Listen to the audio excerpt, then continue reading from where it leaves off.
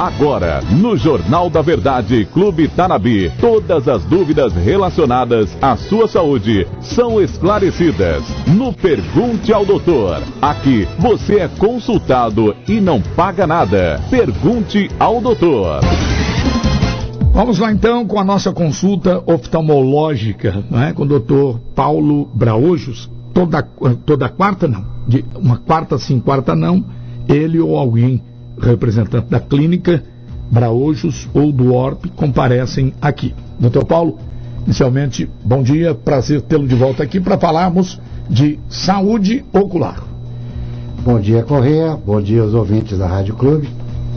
E nós vamos hoje abordar um tema que já começa desde o nascimento do bebê, que é o teste do olhinho. O teste do olhinho, geralmente ele é feito no hospital, quando o neném acaba de nascer. Quem faz sempre é o pediatra. Quando não há possibilidade do pediatra fazê-lo, o pediatra sempre indica um oftalmologista de confiança para fazer esse teste. Esse teste é o chamado teste do reflexo vermelho. Por quê? Porque na hora que o pediatra está fazendo o teste com um aparelho chamado oftalmoscópio, o olho apresenta um reflexo da cor vermelha. Que isso quer dizer o quê? Quer dizer que a criança não tem nenhuma patologia estranha ao nascimento.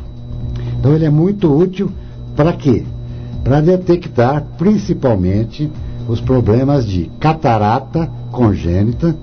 Que não... Uma criança pode nascer com catarata, porque geralmente catarata é vista como uma doença do velho, a doença da terceira idade. A criança pode nascer com catarata? Isso, Correia. A criança também pode nascer com a catarata congênita. E uma das causas da realização desse teste é para detectar logo que nasceu. Por quê?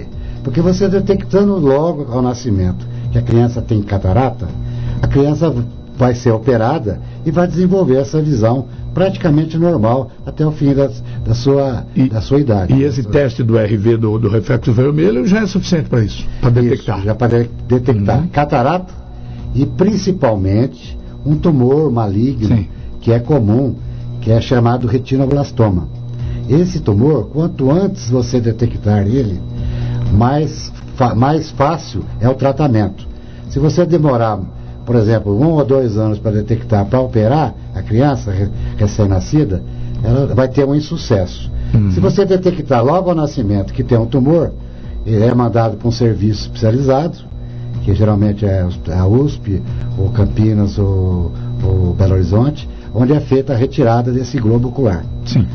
E uma outra coisa também que é feito o teste do olhinho é para detectar o glaucoma, que é o glaucoma congênito, que nós já tivemos a oportunidade de falar em outra ocasião. Que é aquele olho grande também que vai dar uma falta do reflexo vermelho. Sim, tá bom. Esse é o teste do olhinho que todo recém-nascido faz, como o próprio Dr. Paulo disse, é o pediatra, o médico pediatra, ou, no caso da ausência de um pediatra, ele pede então um médico oftalmo.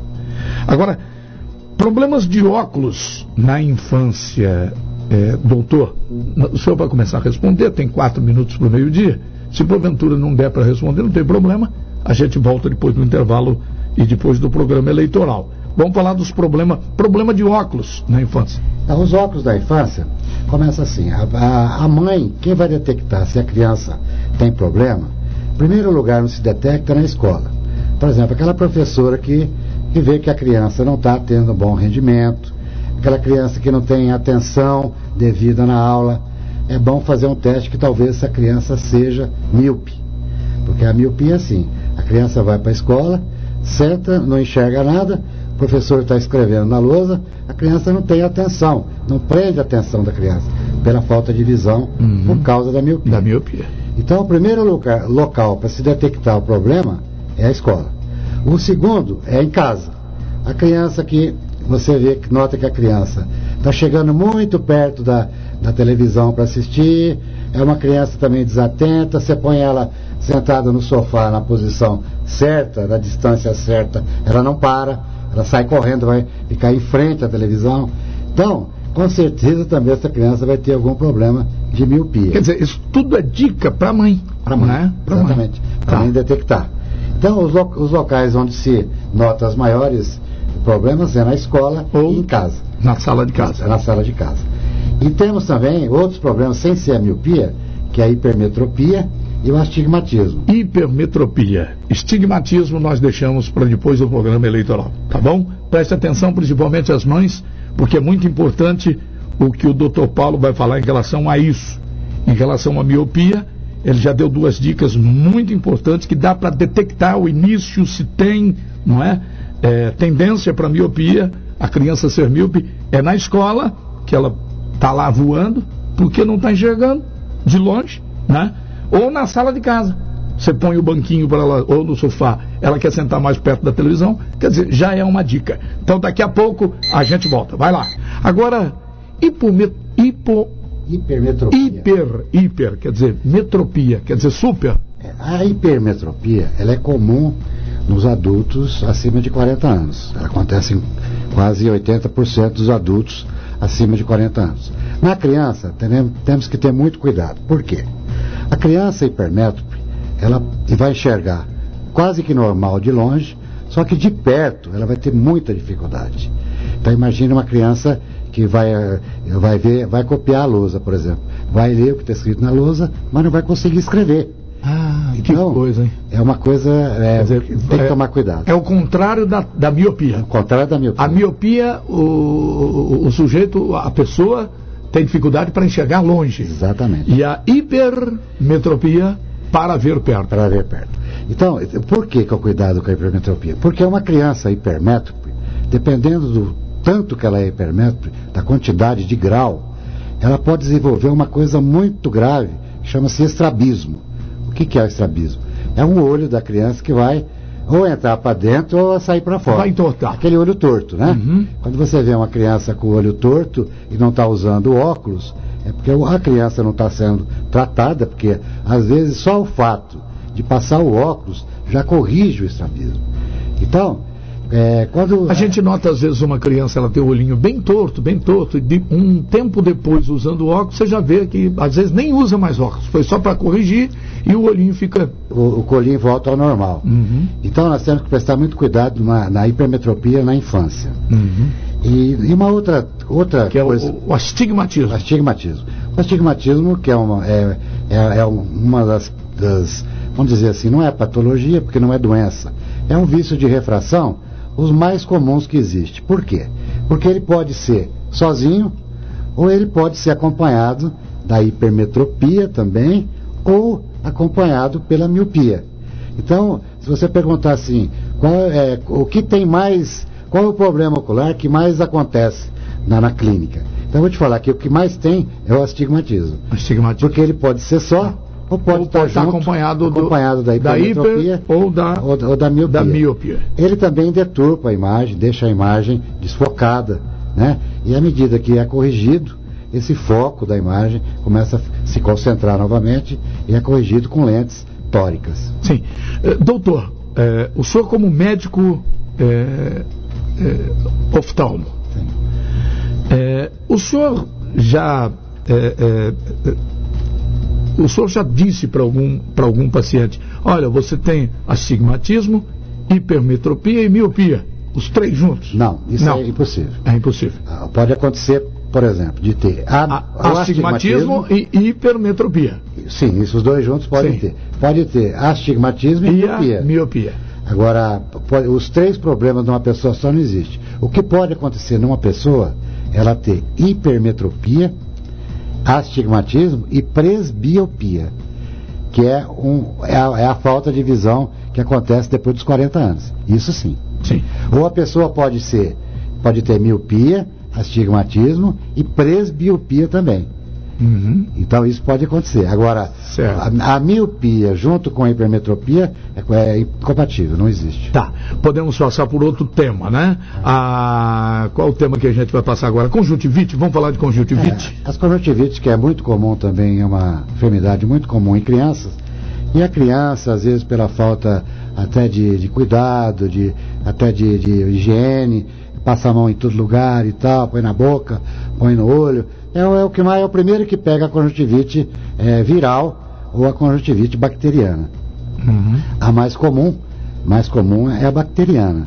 Mas aquelas epidêmicas que dão, por exemplo, na época das mangas, que a turma fala que é de chupar manga, não tem nada a ver, né? Nada a ver, mas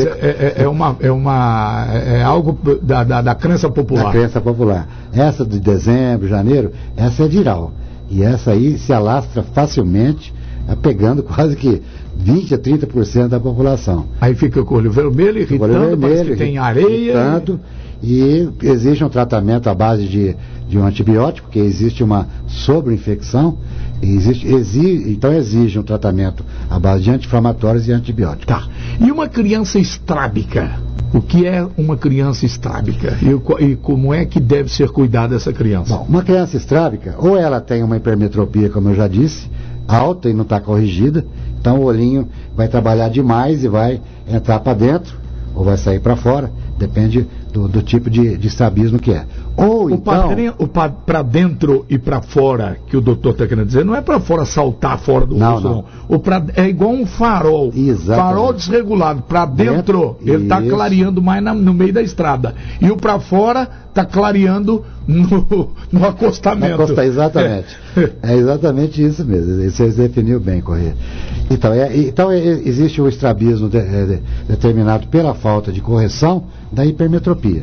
E existe o estrabismo em que a criança nasce com um dos olhos lesionado. Então, por exemplo, uma doença, toxoplasmose, que é uma doença causada por um germe. Uhum. Essa mãe que está cometido pela toxoplasmose vai gerar o bebê. Esse bebê com certeza vai ter uma lesão ocular, e desse olho a criança não enxerga desde que nasce. Então o que vai acontecer? Como ela não tem estímulo para focar os objetos, o olho entorta para dentro ou para fora. Então esse é mais grave, mais grave dos estrabismos. E essa toxoplasmose é mais comum em qual animal, doutor? Ela vem de onde? É um germe, mas... Pode pegar em gato, cachorro, papagaio, macaco. Animais domésticos. E hoje se descobriu... Até silvestre. Uhum. E hoje se descobriu que existe uma contaminação também pela água. Sim. Então, temos que tomar muito cuidado onde a gente bebe água, para não pegar um toxoplasma, né? Tá bom. Doutor, eu agradeço sobremaneira a sua participação aqui, como o senhor faz quarta sim ou quarta não, e o próximo programa a gente pode abordar o quê? A gente pode abordar... Tirar a dúvida do ouvinte, se tiver alguma dúvida. Podemos abordar, por exemplo, os tratamentos que existem para miopia, por exemplo. Tá certo. Muito obrigado, viu, doutor? Obrigado, Corrêa, obrigado aos ouvintes da Clube, e um abraço a todos e tenham todos uma boa tarde. Obrigado, igualmente.